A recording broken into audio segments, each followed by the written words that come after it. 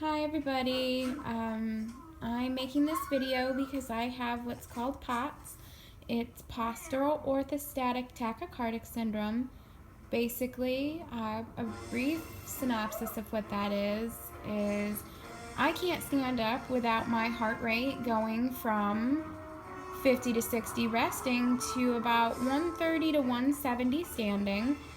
And that's just standing still, not running up a flight of stairs. And along with the heart rate just skyrocketing, my blood pressure plummets.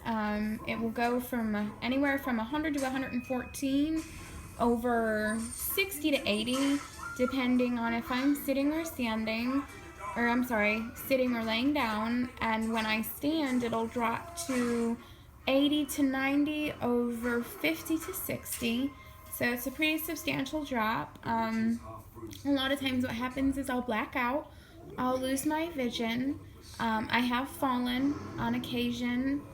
A lot of the times when my fiance is not home, I don't get up for extended periods of time, and I sit down quite frequently because I have a 3-year-old son that I have to take care of, and fainting is obviously the last thing that I need to happen.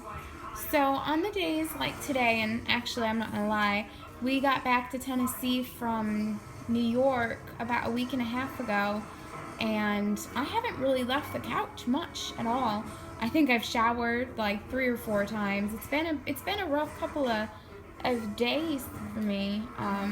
I've had 2 days where I've been able to actually get up and go about my day like a normal, like a normal potsy kind of day. But as for the other days when my fiance is working, this is where I am. And these are what I like to do. I'm sorry, my son is having a meltdown because his Wi-Fi is not on his iPod. There you go. I'm sorry about that. So on days like today, it's very important that you keep the blood flowing. I have my concussion socks on, and over top of them I actually, see you can actually see where they end right here. And I have over top of them I have my yoga pants, and they have a pretty tight belly area because I have to keep the compression, so that the blood doesn't pool when I do stand up. So I do little things like this quite frequently so that I can keep the blood from just kind of settling and just kind of keep my muscles active. I know that it's not really a lot, but for a person with POTS, this actually is a lot. Some people can't even do this. Some people are so bad that they can't even lift their legs when they're laying down. So I'm bending my feet upwards to kind of like flex and stretch, and then I'll do these bad boys. And then, I'll do that on this side as well. And then I'll bring the knee back, and then I'll kick out with my leg. And then I'll, do it with the other one, knee back, kick out with my leg. Bring my leg all the way up, all the way down, and then all the way up, bend, kick down. I know they seem stupid, but they help me. As you can see, I'm getting a little breathless while I'm making the video, and that's another struggle for us POTS patients is we can't carry on a conversation when we work out like we used to be able to when we were healthy, active, and normal. So that's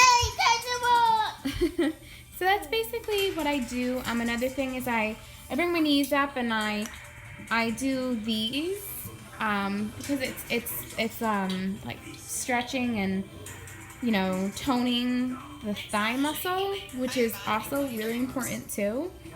Or I do like butt clenches where I like flex my butt in between when I bring it. Just kind of really got to keep those muscles active even when you're not feeling good and you're on the couch or in bed, because with POTS, if you continue to let your body decondition, you're going to have worse symptoms, and you're going to feel like it's never going to get better. When I was first diagnosed in January, I was bedridden for 3 months. 3 long, horrifying months. I was one of those people that couldn't lift my leg like this. I was so sick, I couldn't even get out of bed to go to the bathroom by myself. It was awful. But I did, I started out doing 1 of these a day, and then I could do 2. And then eventually I could stand for 2 minutes. And then from 2 minutes it was 5 minutes. And now I'm able to stand on good days for up to an hour. So these are really important. Just really got to keep those muscles going. Do whatever you can. If you can't lift your leg up, just do these, where you're just moving your legs back and forth, but with the foundation of the actual couch underneath you. Alright, well, I really hope that I can help anybody out there with the same illness as me. I know that it's a lonely